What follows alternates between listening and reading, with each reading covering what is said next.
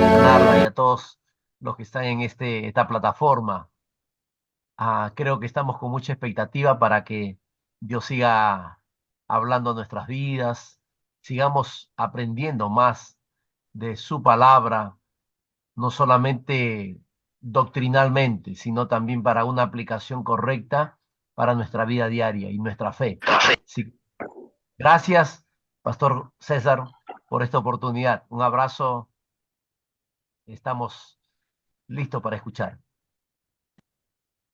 Muchísimas gracias, siervo. Gracias a todos los que han ingresado temprano. Eh, la finalidad de este curso, juntamente con el pastor Javier, que es presidente de CIPEDIL, es poder volver a la sana doctrina.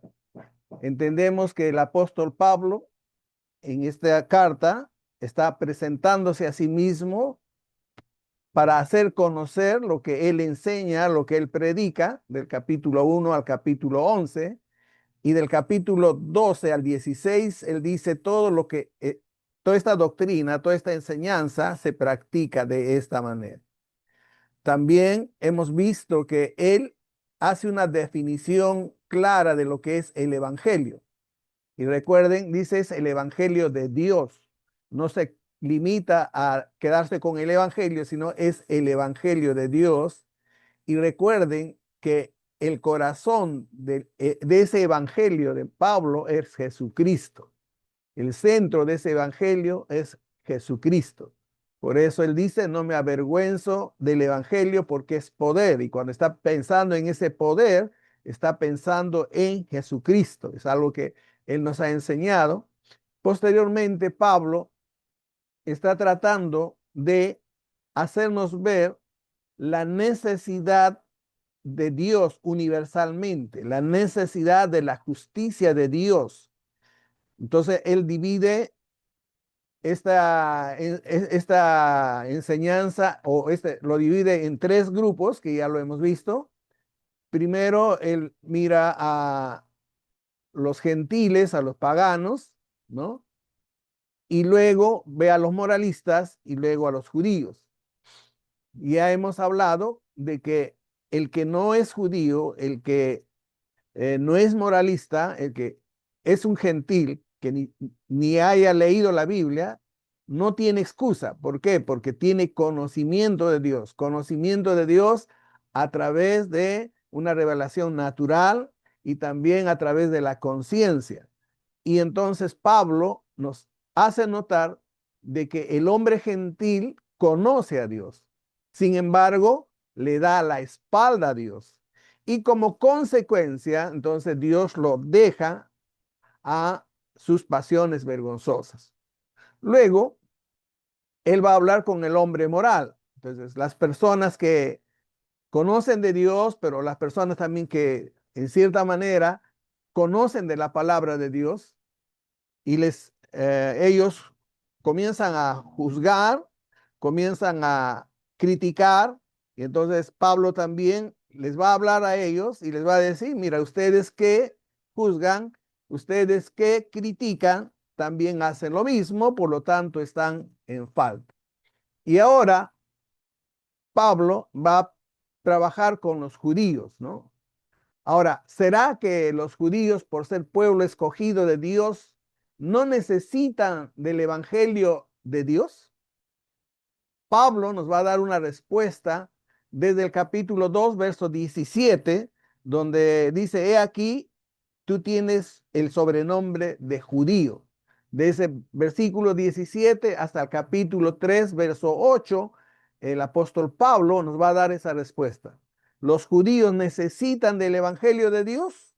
¿Sí o no? Entonces, él nos va a dar la respuesta ahora en esta enseñanza. Entonces, lo que nosotros vamos a ver es que Pablo aplica ahora su argumento a los judíos, el pueblo del pacto de Dios. Y Pablo nos va a decir, ni su herencia, ni su conocimiento ni sus ceremonias van a salvarlo a los judíos, no lo va a proteger. Y también va a decir Pablo que ellos de igual manera necesitan. Ahora recuerden, Pablo era judío y sabía muy bien del orgullo de los judíos. Él menciona varias cosas de las cuales ellos se jactaban.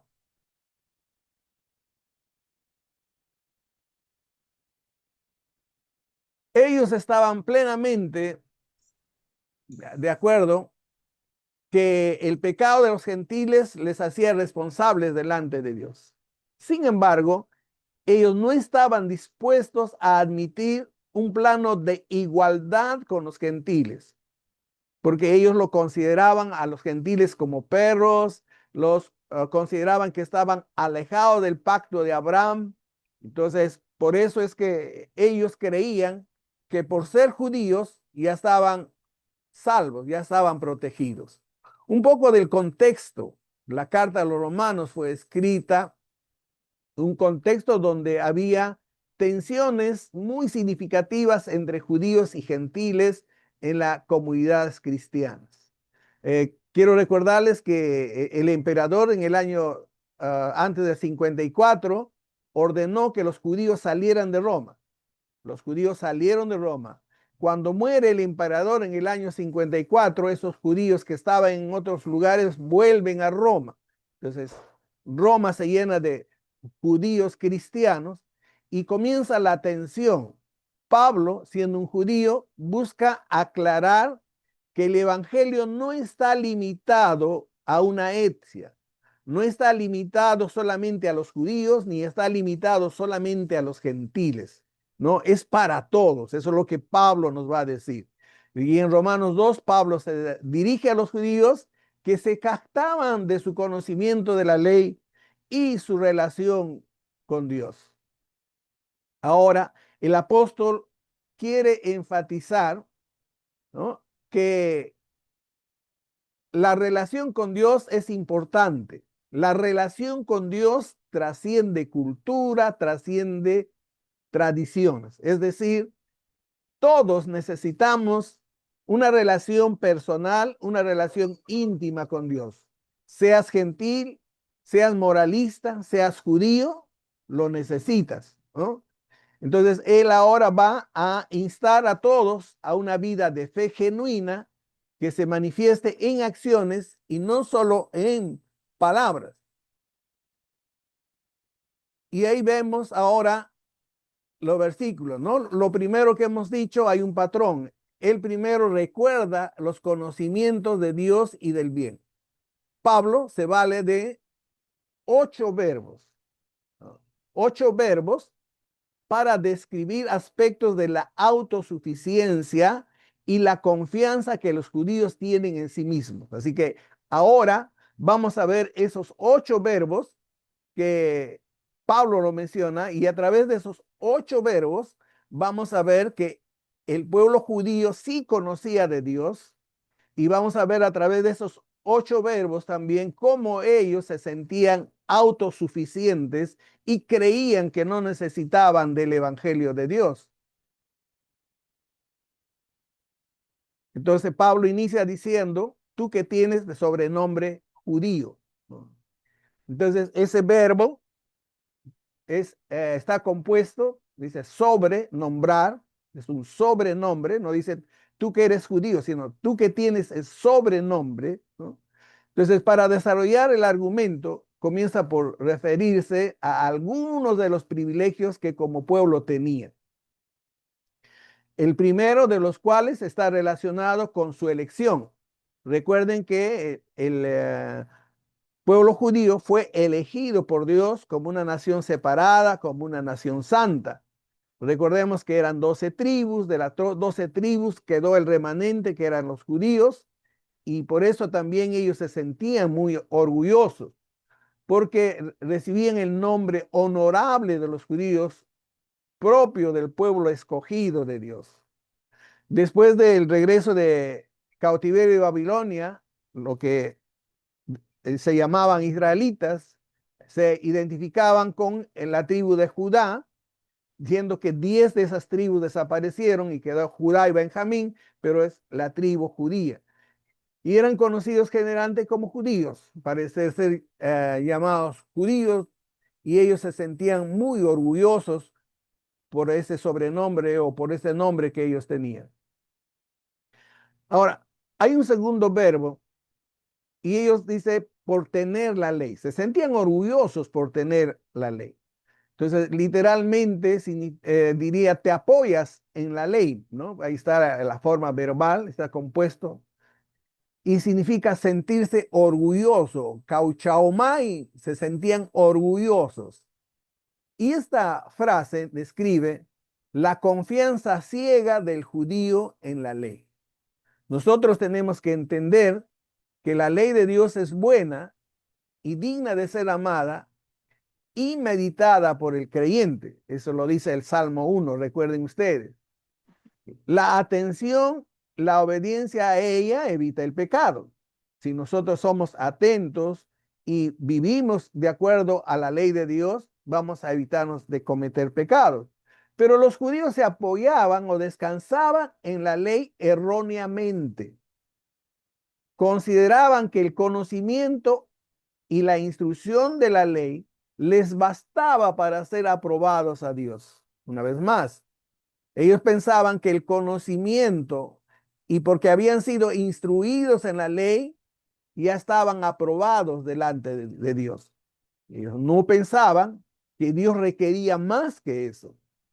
Creían que el esfuerzo personal para cumplirla les permitía alcanzar la justicia para salvación.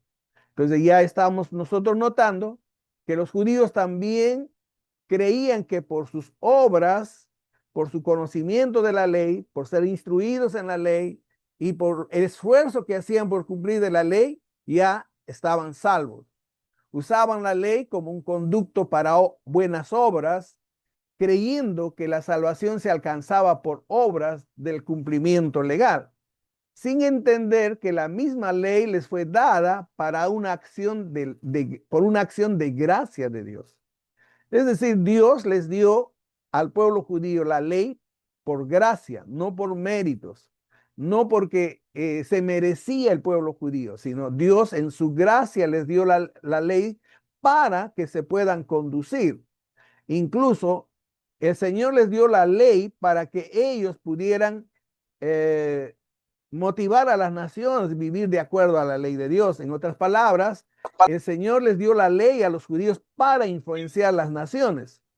Sin embargo, en la historia vemos nosotros que los judíos se dejaban influenciar constantemente por las naciones. Y eso es algo también que pasa con nosotros hoy en día. La iglesia tiene la palabra de Dios y está llamada a influenciar a la sociedad, a influenciar a las naciones con la palabra de Dios, con los principios del reino de Dios, mas sin embargo la iglesia misma, como el pueblo judío, se deja influenciar por este mundo. Por eso la iglesia ahora está muy influenciado por el posmodernismo. Y de igual manera entonces los judíos estaban. Un tercer verbo, ¿no? Ellos se sentían autosuficientes porque conocían la voluntad de Dios. En el versículo 18 está ahí, ¿no? Y literalmente dice, e instruido por la ley, apruebas lo mejor. Entonces los judíos eran conocedores de la voluntad de Dios porque conocían la ley de Dios. El verbo que utiliza el apóstol en esta ocasión para conocer alude a un conocimiento no intelectual, sino experimental. Gnoskeis es la palabra. No es odías, es un conocimiento superficial. Él utiliza la palabra gnosko, que es un conocimiento más profundo. Entonces, no es simplemente un conocer intelectual, sino tiene que ser un conocimiento por experiencia. Y los judíos eran conocedores de la voluntad de Dios. El verbo que utiliza el apóstol en esta ocasión para conocer, pues alude a un conocimiento experimental, vivencial, es decir, tenían experiencia de resultados de obedecer a Dios. Todos los que obedecen la ley de Dios ven los resultados, ven la bendición de Dios. Y negativamente también los que desobedecen también ven el obrar de Dios frente a la desobediencia. De esa manera nosotros decimos que los judíos eran instruidos y ellos aprobaban lo mejor porque conocían la voluntad de Dios a través de la ley de Dios.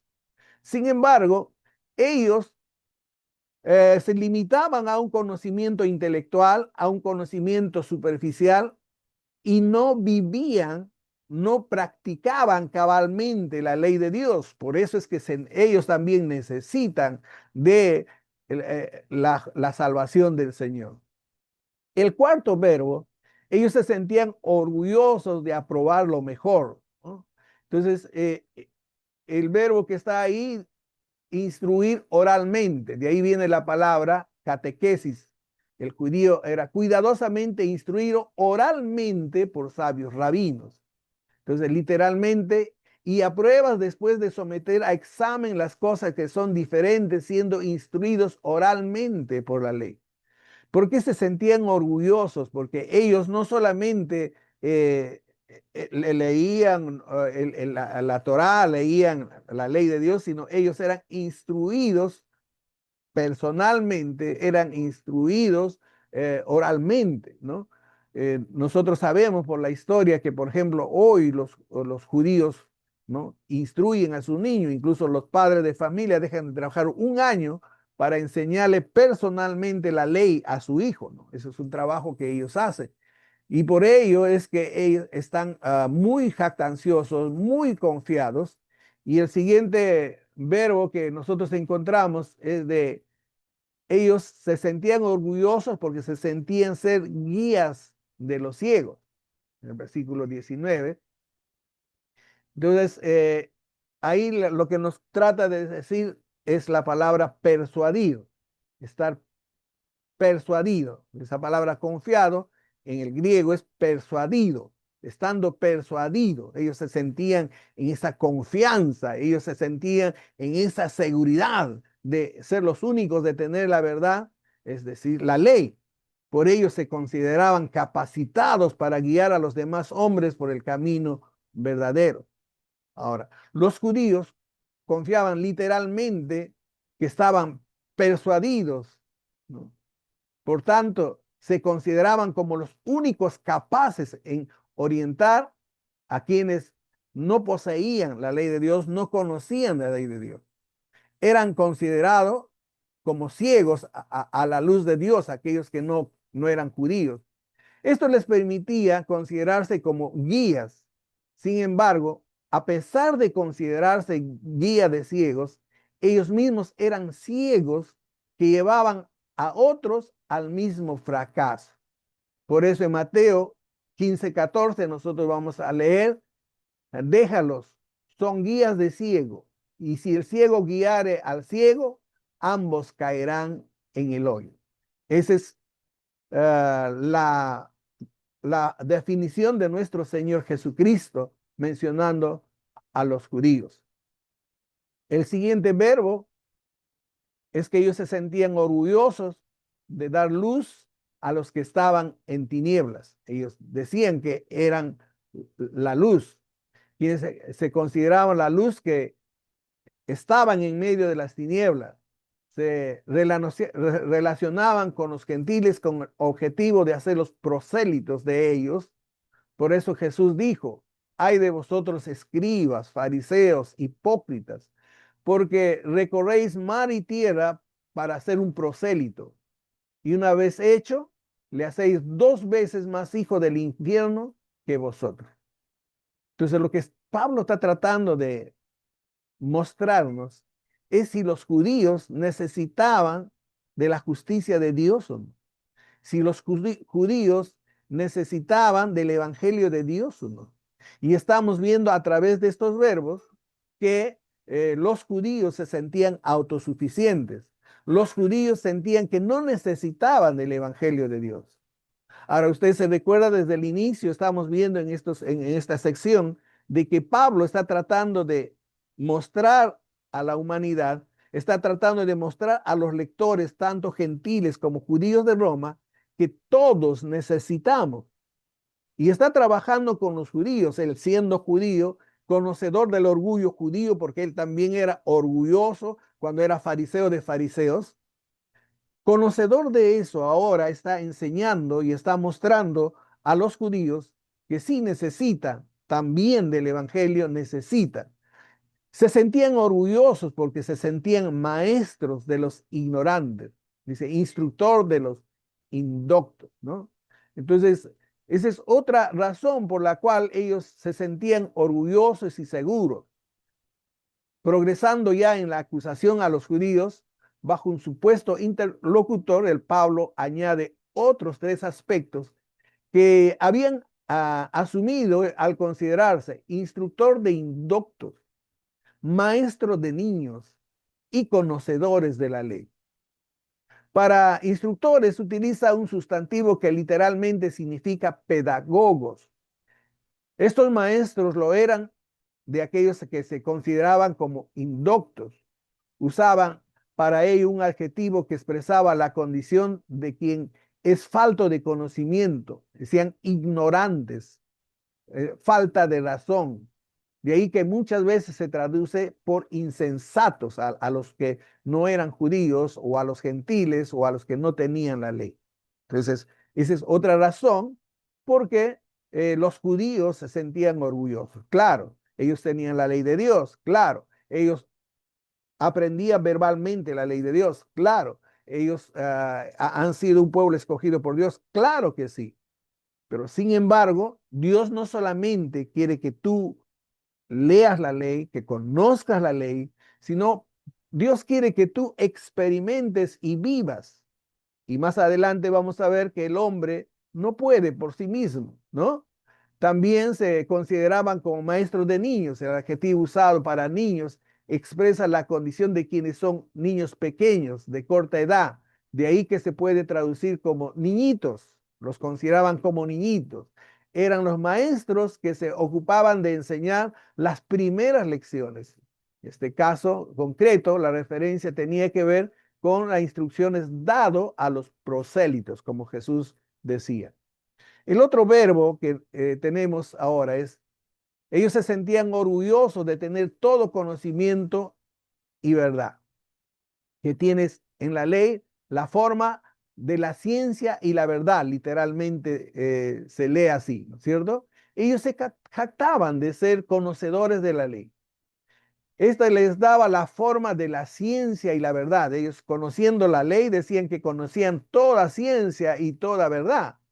Ahora, la palabra que se usaba para forma es un sustantivo que denota la apariencia externa del conocimiento de la verdad. En otras palabras, ustedes conocen aparentemente la verdad, pero no lo conocen internamente, diría Pablo. Lo que podría equivaler ustedes tienen el bosquejo para expresar lo que es verdadero, así como los testigos de Jehová que memorizan y lo dicen, pero ellos mismos no viven, ¿no? Entonces, no hay una vinculación con la realidad interna. Eso es lo que Pablo les va a decir a ellos.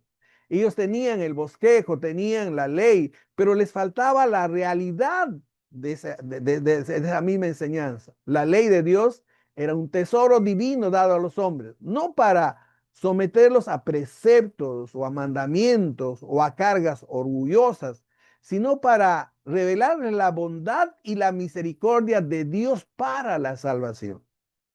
Si uno mira en el Antiguo Testamento, el profeta dice, ¿qué es lo que Dios quiere? ¿No? Y él dice misericordia y verdad. Eso es lo que Dios demanda. Eso es lo que Dios demandaba de los judíos. Entonces, los judíos no debían sentirse solamente orgullosos, sino los judíos deberían entender la bondad y la misericordia de Dios hacia ellos para que ellos también mostraran la bondad y la misericordia de Dios a las otras naciones. La verdad lo conocían porque tenían acceso a la ley que Dios les había dado y que revelaba todo lo que era verdadero conforme a Dios. La palabra de Dios es verdad por cuanto procede de Dios. Ahora es interesante notar que Pablo no niega la validez de estas cosas. Pablo no niega. estos 8 argumentos. El problema para los judíos era que en vez de llevarles a la humildad y al agradecimiento por la manera en que la gracia de Dios se había manifestado en ellos, todos estos beneficios los llevaron al orgullo y la vanagloria. Ese es el problema. Pablo no niega todo esto, pero lo que Pablo va a mostrarnos es que en vez de hacerlos más humildes, en vez de hacerlos más misericordiosos, los judíos lo llevaron al orgullo y a la vanagloria. Los judíos lo llevaron más a un conocimiento externo que interno, ¿no? Entonces, en acto seguido, Pablo, para demostrar la necesidad de los judíos, va a mostrar el pecado de los judíos, ¿no? Pablo va a decir, ¿no? Y nos va a dar 5 preguntas retóricas para mostrarnos el pecado de los judíos. Nos va a decir de esta manera: tú que enseñas a otro, no te enseñas a ti mismo. Tú que predicas contra el robo, tú mismo robas. Tú que dices que no se debe cometer adulterio, adulteras. Tú que aborreces a los ídolos, robas de sus templos. Tú que te jactas de la ley, deshonras a Dios quebrantando la ley. Los judíos se jactaban. Aunque los judíos se sentían orgullosos de tener la ley de Moisés, Pablo demuestra que por su desobediencia ellos en realidad rechazaban la revelación de Dios. Ahora quiero que ustedes mismos entiendan, estamos haciendo un estudio inductivo de la misma palabra del Señor. A los gentiles les demanda les demanda una responsabilidad. A los moralistas por igual hay una demanda de responsabilidad, y a los judíos por igual hay una demanda de responsabilidad. Por eso Pablo va a demostrarnos que tanto gentiles son desobedientes a la fe, ¿no? La fe de Dios, tanto los moralistas desobedecen, y ahora los judíos, los que privilegiados, los que tienen la ley de Dios, los que han sido premiados por ser el pueblo de Dios, también desobedecen. Y por eso Pablo resume la desobediencia de los judíos en 3 pecados principales, ¿no? Ellos se jactaban de la ley de Dios, ¿no? Sin embargo, tal como Pablo acusa al hombre pagano y al hombre moral de haber rechazado la revelación de Dios que estaba a su alcance, en la creación, en su conciencia, respectivamente, él ahora acusa a los judíos de haber rechazado la revelación de Dios contenida en la ley de Moisés. Entonces, aunque los judíos se sentían orgullosos de tener la ley de Dios, Pablo demuestra que por su desobediencia, ellos en realidad rechazaban la revelación de Dios, ¿no? Todo se reduce a este principio. Tú tienes la ley. La pregunta es, ¿tú guardas? Tú puedes ver cómo otros rompen la ley. ¿Ves también cómo tú lo rompes? Diría Pablo. Igual aplicando a nuestras vidas como cristianos orgullosos, religiosos, nos preguntaríamos: tú que tienes la palabra de Dios, ¿la guardas? Ministro del Señor, tú que predicas la palabra de Dios, ¿la guardas? Maestro, tú que enseñas la palabra de Dios, ¿la guardas? ¿La practicas? ¿La vives? ¿La interiorizas? ¿O solamente está en la mente como los judíos? Tú puedes ver cómo otros rompen la ley. Y la pregunta es, ¿tú la rompes o no la rompes? ¿No?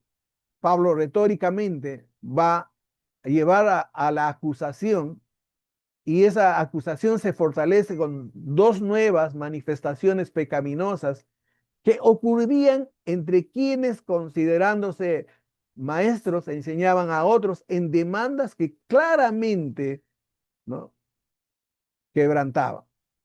el pecado de robar. Pablo aquí está haciendo quizá una referencia a la práctica de los judíos de cobrar los intereses excesivos cuando prestaban dinero. Esa era una práctica de los judíos. Y entonces tú que dices no robar, tú robas. Y ahora también va con el pecado del adulterio, ¿no? El pecado del adulterio sea física o mentalmente. Y a Jesús lo aclaró eso, ¿no? El que dice no adulterar, cometes adulterio. Ahora nosotros entendemos por la ley de Dios que es condenado el adulterio. Sin embargo, el adulterio era considerado por los judíos cuando es consumado.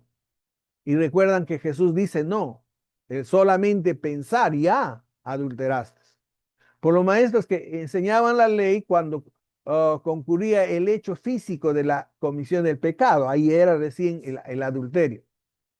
Y se limitaban a enseñar solo el sentido literario del mandamiento, pero desconocían o tal vez ignoraban voluntariamente el alcance espiritual que tenía este mandamiento, ¿no? Entonces, Pablo les, les da otro pecado y es el pecado del sacrilegio. Esto quizás sea una referencia a la costumbre que los judíos tenían de adquirir ídolos u otros tesoros robados de templos paganos por los romanos. Otros afirman que estas palabras refieren a la manera en que los judíos robaban la honra que Dios merecía, por ejemplo, permitiendo negocios en el templo. Sin embargo, ellos están acusados de sacrilegio, ¿no? Entonces, Pablo resume el pecado de los judíos, en el versículo 23, y aquí está la tragedia de los judíos y a la vez lo que demuestra su necesidad del Evangelio. Ellos que se gloriaban en Dios, realmente lo estaban blasfemando, algo que llevaba la pena de muerte en la ley de Moisés. O sea, la conclusión a la cual llega el apóstol Pablo, ¿no? Es que eh, ser judío no te lleva a no tener necesidad. Tener la ley no era suficiente para no tener necesidad. Y Pablo bien claro dice, tanto gentiles, moralistas, judíos, todos tenemos la necesidad de la salvación de Dios. Frente a estos argumentos, lo lógico es que los judíos ahora reaccionen contra Pablo. Una vez más les recuerdo, Pablo está presentando la enseñanza, Pablo no está corrigiendo, Pablo no está uh, tratando de los problemas de la iglesia, Pablo está presentándose, ¿no? A sí mismo, está exponiendo el evangelio que él enseña, está exponiendo, ¿no? Lo que él ha aprendido de parte de Dios en cuanto a el evangelio de Dios. Y luego nosotros hemos visto que su deseo de él era hacer de Roma una plataforma para seguir evangelizando a España. Esos son los objetivos, no hay que sacar de nuestra mente. Él no está yéndose contra los judíos, sino estamos ahora viendo cómo Pablo está aclarando todo esto. Entonces ahora los judíos irían a protestar. Bueno, nosotros somos los de la circuncisión. Al afirmar que los judíos, por su desobediencia, anulaban la ventaja de tener la ley, Pablo se exponía a esas críticas. Y la primera objeción era tenía que ver con la circuncisión.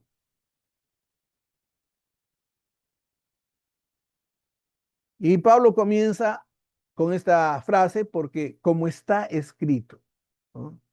Ahora, ese como está escrito es una fórmula usada por el apóstol a través de sus epístolas para poner en manifiesto la autoridad de las escrituras. Es decir, Pablo le va a decir, mira, yo no te voy a contestar humanamente, no te voy a contestar filosóficamente, no te voy a contestar emotivamente, te voy a contestar con la palabra de Dios.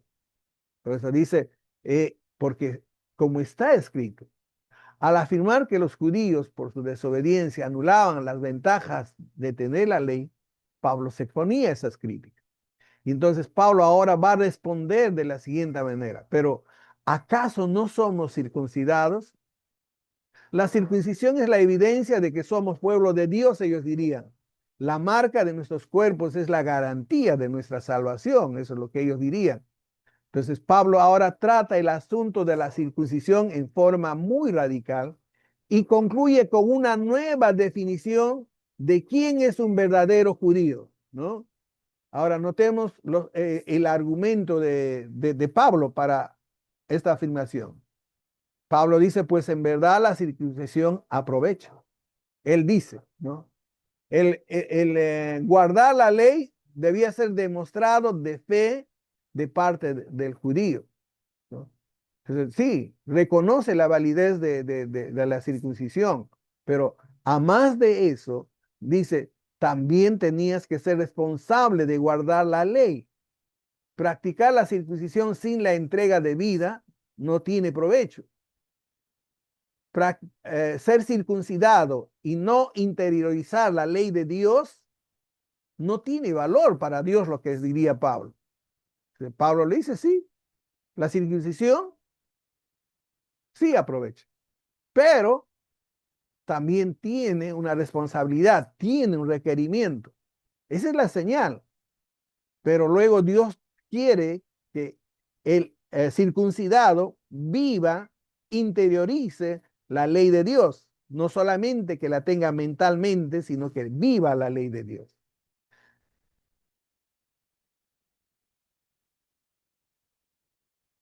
El judío no obedece la ley, entonces su circuncisión externa no le sirve para nada. Él viene a ser equivalente a un hombre no circuncidado, según el versículo 25b.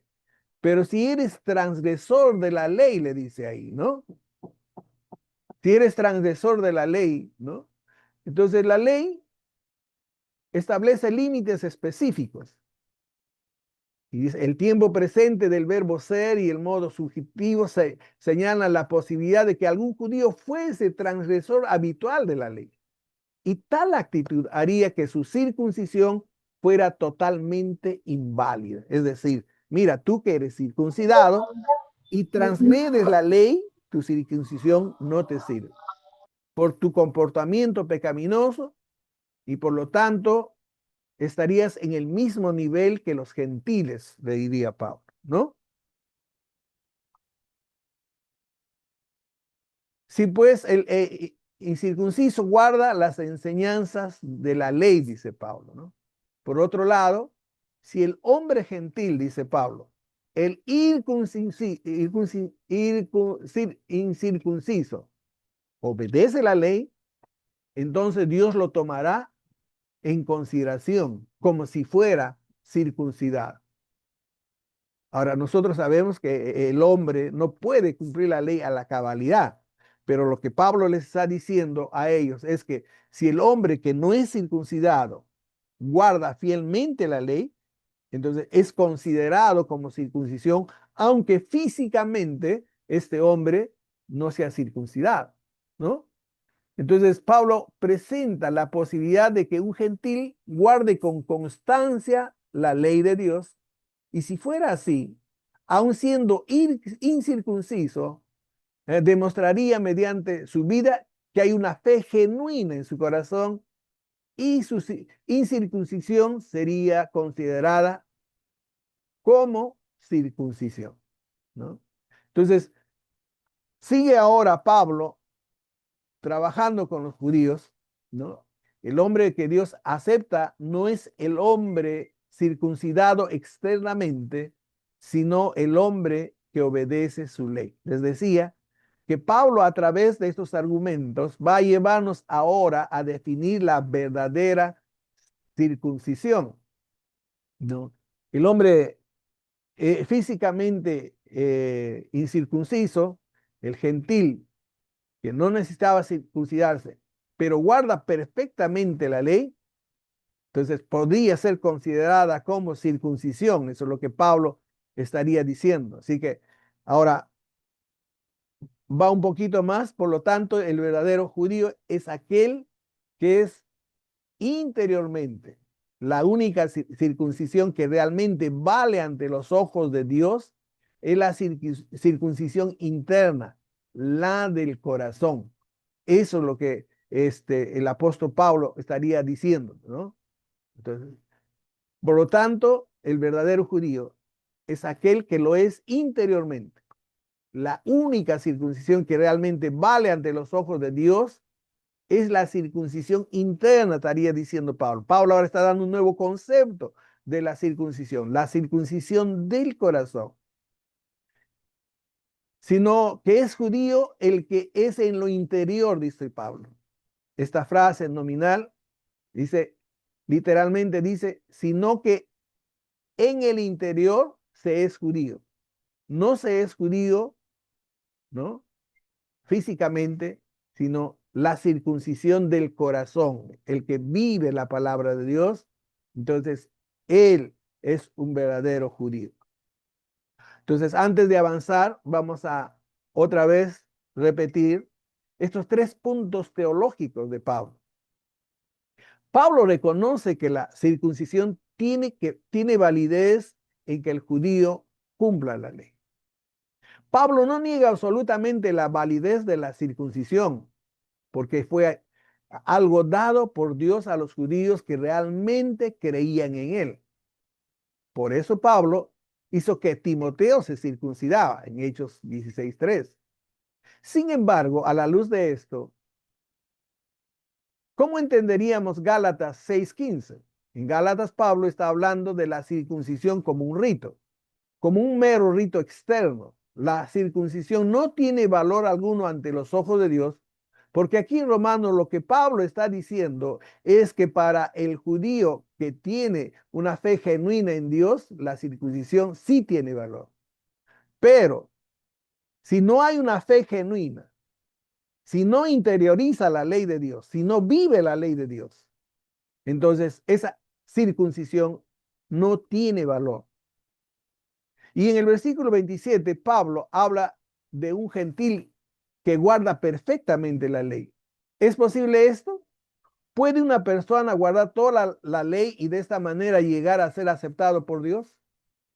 Pablo niega esto en el capítulo 3, verso 20, que vamos a ver más adelante, para entender esta aparente contradicción de Pablo, ¿no? Hay que ver más adelante. Entonces, Pablo, concluyendo su enseñanza, dice que el judío verdadero no es aquel que solo conoce la letra de la ley y que ha pasado por el rito de la circuncisión. El judío verdadero es aquel que ha puesto su fe en el Mesías y por lo tanto ha nacido de nuevo. El judío nominal, al igual que el religioso moderno, se gloría de sus propias obras. El judío completo, al igual que el cristiano genuino, da la gloria a Dios porque reconoce que solo por la gracia de Dios pudo salir de la condenación y de la miseria del pecado.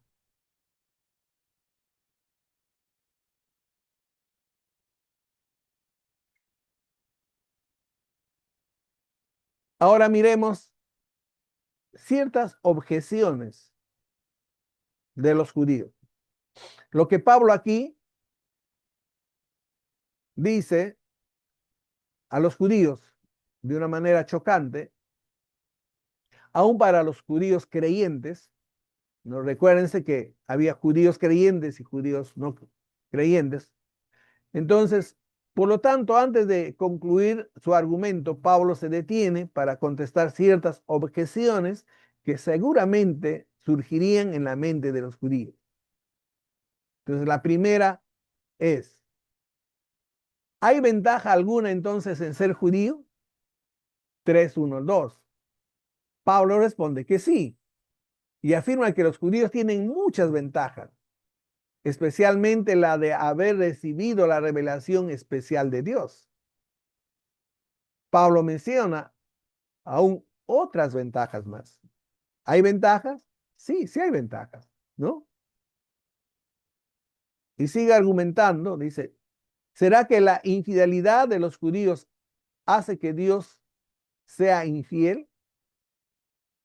Parece que la incredulidad de los judíos tiene que ver con su falta de creer en la palabra de Dios, el que le había revelado.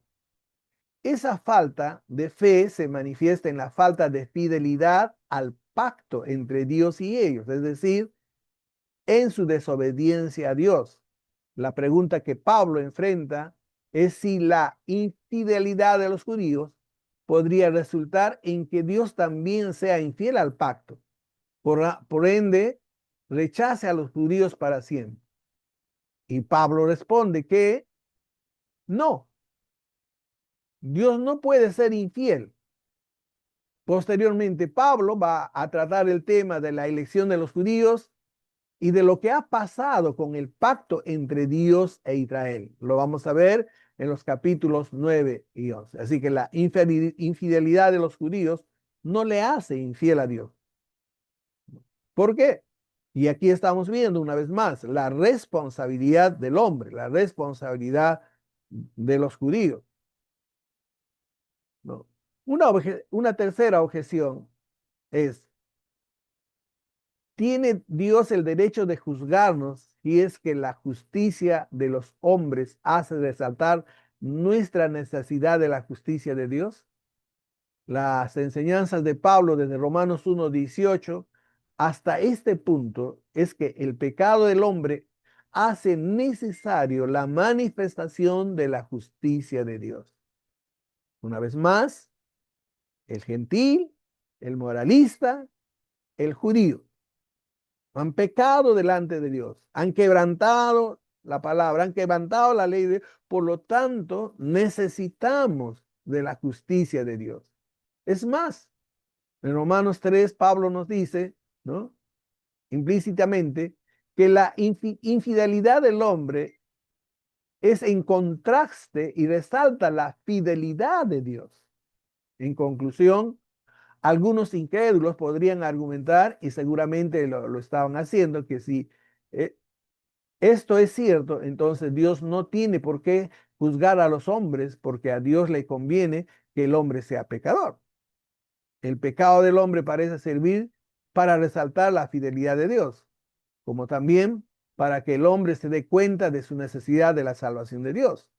Lo que Pablo dice aquí es que no debemos hacer conclusiones aparentemente lógicas para que terminen contradiciendo la palabra de Dios. El problema es que el ser humano constantemente está rechazando la revelación de Dios. Esta es la actitud fundamental del hombre pecador que trae sobre él la ira de Dios. Eso lo hemos visto en 1:18. Las objeciones de Pablo mencionan aquí que no son otras que expresiones de actitud básicamente rechazar la revelación de Dios. Entonces vamos a concluir esta parte con un resumen de 7 grandes principios del juicio de Dios que deberían ser dignos de notar en nuestra vida. Primero, el juicio de Dios es según la verdad. El juicio de Dios es según el conocimiento profundo de Dios. No es que Dios se va a inventar nada, no es que Dios se va a tomar la revancha, no, no, no. El juicio de Dios, la ira de Dios viene perfectamente por el conocimiento que Dios tiene del hombre. Dios conoce todo. Dios conoce la intención de nuestro corazón. Dios conoce las maquinaciones que hay en nuestro corazón. Dios sabe si somos cristianos genuinos, si somos judíos genuinos. Él lo sabe. Por eso dice que el juicio de Dios es según verdad. No es según alguna actitud antojadiza de parte de Dios. La segunda cosa es que el juicio de Dios es de acuerdo con la culpa acumulada. Es decir, Dios nunca va a enviar un juicio al primer pecado, al primer desliz que el hombre tiene, sino es una culpa acumulada. Eso está en Romanos 2:5. Tercero, el juicio de Dios es de acuerdo con las obras, Romanos 2:6, ¿no? El juicio de Dios es de acuerdo con, con las obras, ¿no?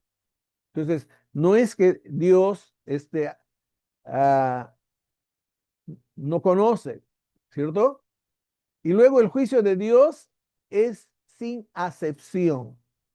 Dios no hace acepción de personas. Entonces, no hay judío, no hay gentil, no. Para Dios todos somos iguales.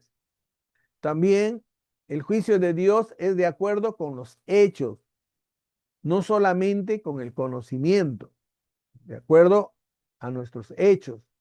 No basta solamente tener conocimiento. El juicio de Dios alcanza los secretos del corazón, ¿no? Está en Romanos 2:16. Y finalmente, el juicio de Dios es de acuerdo con la realidad, no con la profesión religiosa, no por ser cristianos profesionales, diríamos en otras palabras. Gracias por la clase de hoy. Recordemos, lo importante no es solo conocer la verdad, sino vivirla con coherencia. Y esperamos volver a vernos en la siguiente clase, familia de Ministerio Logos Perú, donde seguiremos profundizando en este libro de Romanos.